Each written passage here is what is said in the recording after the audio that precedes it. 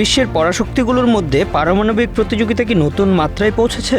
চীন কি পারমাণবিক শক্তি উন্নত করার লক্ষ্যে লেজার প্রযুক্তির পরমাণু কেন্দ্র নির্মাণ করছে? সাম্প্রতিক স্যাটেলাইট চিত্র ও বিশেষজ্ঞদের বিশ্লেষণে উঠে এসেছে এমন এক তথ্য যা ভাবিয়ে তুলেছে বিশ্বকে।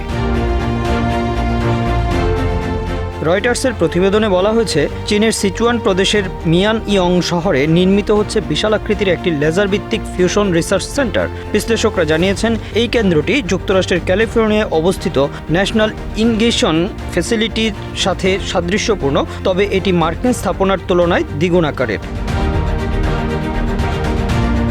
বিশেষজ্ঞদের মতে, এই লেজার ভিত্তিক প্রযুক্তি ব্যবহার করে পরমাণু অস্ত্র উন্নত করা সম্ভব। যুক্তরাষ্ট্রভিত্তিক অলাভজনক প্রতিষ্ঠান সিএনএ এর গবেষক ডেকার এভিলেথ জানিয়েছেন, চীনের এই গবেষণা কেন্দ্রে থাকা লেজার বেগুলোর মার্কিন প্রযুক্তির তুলনায় দ্বিগুণ শক্তিশালী।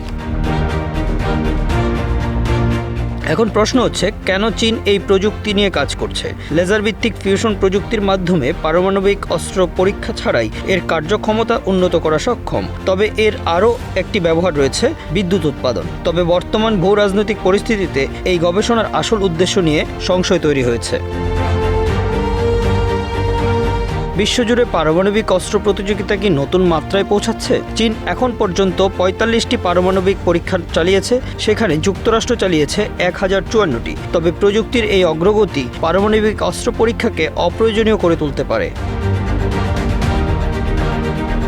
রয়টার্সের তথ্য মতে, শুধু চীনই নয়, যুক্তরাষ্ট্র, রাশিয়া, ফ্রান্স এবং যুক্তরাজ্যেরও রয়েছে লেজার ভিত্তিক ফিউশন রিসার্চ সেন্টার। যদিও এসব কেন্দ্র জ্বালানি উৎপাদনের জন্য ব্যবহৃত হতে পারে, তবে সামরিক ব্যবহার নিয়ে উদ্বেগ রয়েই গেছে।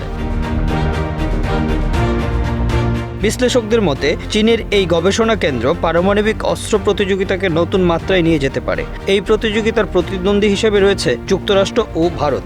মার্কিন প্রতিরক্ষা বিশ্লেষক উইলিয়াম আলবার্গ বলেন, এই প্রতিযুক্তির মাধ্যমে চীন কোনো আনুষ্ঠানিক বিস্ফোরণ ছাড়াই অস্ত্র উন্নত করতে পারবে।